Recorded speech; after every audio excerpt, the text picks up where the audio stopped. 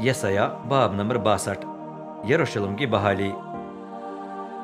सियोन की खातिर मैं खामोश नहीं रहूंगा, यरूशलेम की खातिर तब तक आराम नहीं करूंगा जब तक उसके रास्ते तुलुई सुबह की तरह न चमके और उसकी नजात मशल की तरह न भड़के।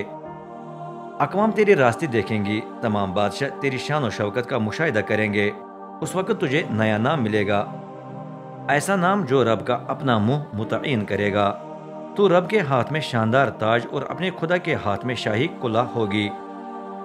आइंदा लोग तुझे न कभी मतरूका न तेरे मुल्क को वीरान व सुनसान करार देंगे, बल्कि तू मेरा लुत्फ और तेरा मुल्क बेहाई कहलाएगा।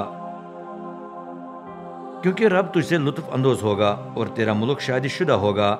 जिस तरह जवान आदमी कमारे से शादी करता है, उसी तरह तेरे फर्जंद तुझे ब्याह लेंगे।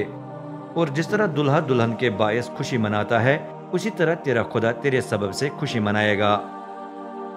ए यरूशलेम, मैंने तेरी फसील पर पहरेदार लगाए हैं जो दिन रात आवाज दें।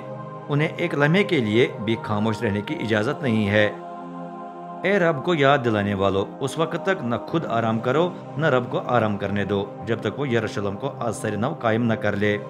जब पूरी दुनिया शहर की तारीफ करेगी, तब ही तुम सुकून का सांस ले सकते हो।